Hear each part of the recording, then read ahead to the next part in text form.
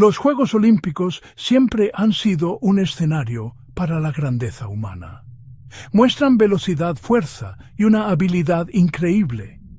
Observamos con asombro cómo los atletas llevan sus cuerpos al límite absoluto. Pero la historia de los Juegos guarda historias más extrañas. Contiene eventos que han sido olvidados por el tiempo. Algunos eran simplemente peculiares. Algunos eran extraños. Y uno, en particular, era tan peligroso que se erige como un escalofriante recordatorio de una era diferente. Fue un evento que coqueteó abiertamente con el desastre, una competencia que pidió a sus atletas no solo ser los mejores, sino ser supervivientes. Este era un deporte donde el oponente no era solo el reloj o un competidor rival. El verdadero adversario era el propio entorno en el que se celebraba la competición, una arena impredecible y hostil que no ofrecía cuartel. Este evento desapareció del programa olímpico tan rápido como apareció. El escenario de este drama peligroso no era un centro acuático de última generación. Era el río Sena, la icónica vía fluvial que atraviesa el corazón de París. Para los Juegos Olímpicos de 1900, un tramo de 200 metros del río, cerca del suburbio de Asnières, fue designado como el curso de natación. Pero esto no era un simple sprint de un punto a otro. El nombre natación con obstáculos era una subestimación. El evento era una agotadora carrera de obstáculos acuática. Los competidores tenían que navegar por un curso traicionero diseñado para probar más que solo su destreza en la natación. La carrera requería agilidad. La carrera requería fuerza. La carrera requería una buena dosis de coraje. Era un espectáculo diseñado para emocionar y estaba estructurado con un desprecio temerario por el bienestar de quienes se atrevían a participar. La carrera comenzaba con los nadadores zambulléndose en el agua fría y turbia. Su primera tarea era trepar por un poste. Luego tenían que nadar hacia una hilera de botes anclados en el río. Se les exigía subir al primer bote, correr por su cubierta, trepar por su cubierta y volver a zambullirse en el agua por el otro lado. Eran botes de madera reales, probablemente resbaladizos e inestables. Después de superar el primer grupo de botes, se enfrentaban a otra prueba, una segunda hilera de botes más adelante en el curso. Tenían que nadar por debajo de la segunda flotilla. Los peligros de la carrera de 200 metros con obstáculos no eran teóricos. Eran inmediatos, tangibles y ponían en peligro la vida. El peligro más obvio era la poderosa corriente del Sena. A diferencia de una piscina de agua tranquila, donde el esfuerzo de un nadador se traduce directamente en movimiento hacia adelante, el río se defendía. Era una fuerza constante y agotadora que mermaba la energía con cada brazada. Un nadador que juzgara mal la corriente podría ser arrastrado hacia un obstáculo, empujado hacia otro competidor o simplemente encontrarse incapaz de avanzar. Incluso para los atletas de élite de la época, el flujo implacable del río convertía un recorrido de 200 metros en una prueba mucho más larga y agotadora. Luego estaban los propios obstáculos. Trepar por un poste resbaladizo y una hilera de botes de madera mojados mientras se usaba el engorroso traje de baño de lana de la época era una receta para el desastre. Un resbalón podría significar una fea caída de nuevo al agua, o peor aún, una colisión con el borde duro del casco de un bote. El riesgo de contusiones, huesos rotos y laceraciones profundas era increíblemente alto. Nadar bajo la segunda hilera de botes presentaba un terror diferente, más psicológico. Significaba sumergirse en la oscuridad casi total, en el espacio confinado debajo de los cascos, sin una clara sensación de dirección. Si bien los obstáculos físicos y la corriente del río representaban las amenazas más inmediatas, un peligro más insidioso acechaba en cada gota de agua: la contaminación. A principios del siglo XX, París tenía una comprensión rudimentaria del saneamiento. El río Sena servía como un conveniente vertedero, desechos industriales.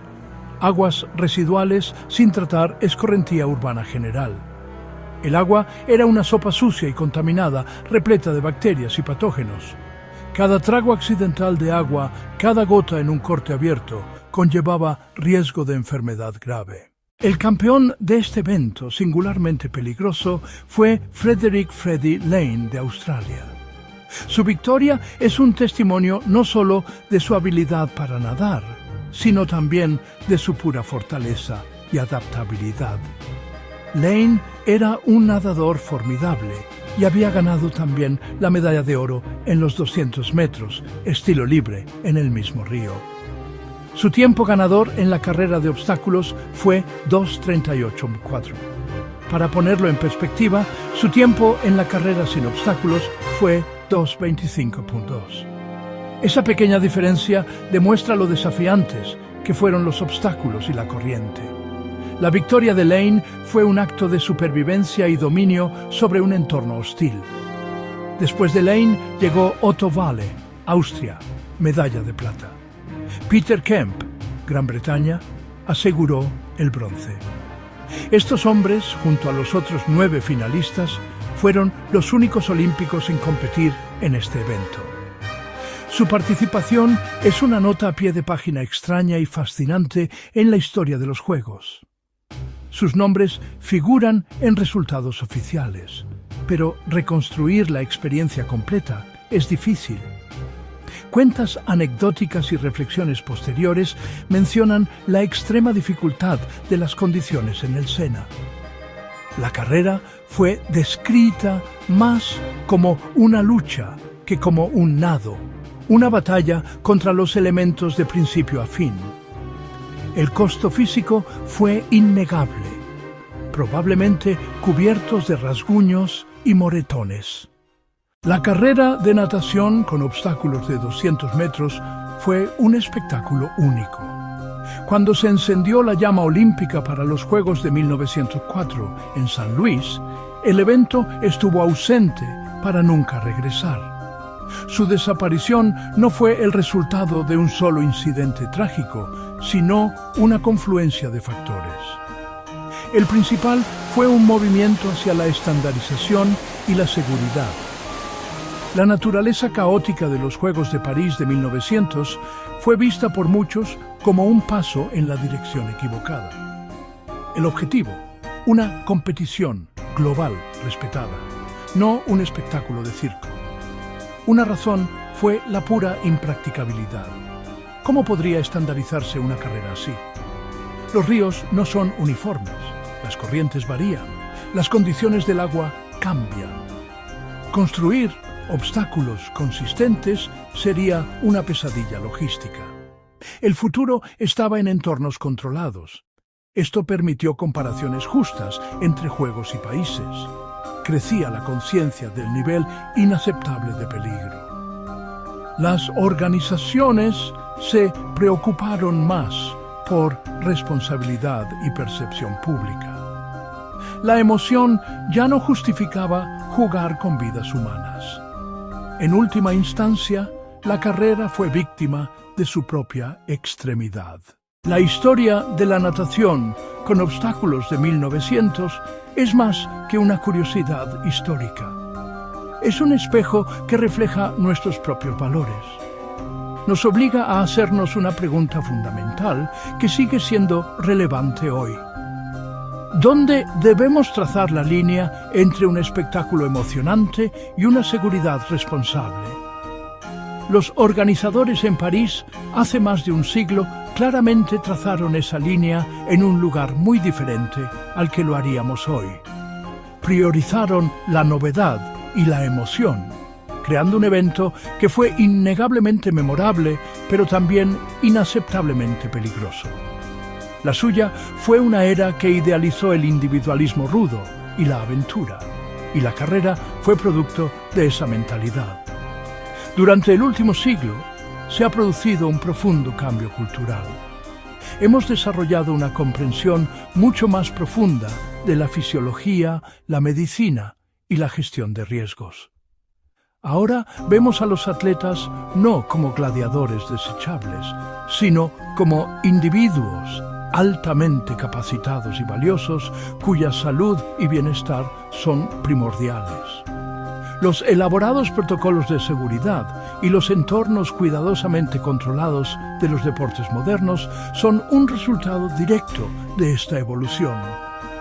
Así que nos queda la pregunta perdurable. En nuestra incesante búsqueda de entretenimiento, ¿cuánto riesgo es demasiado y quién decide?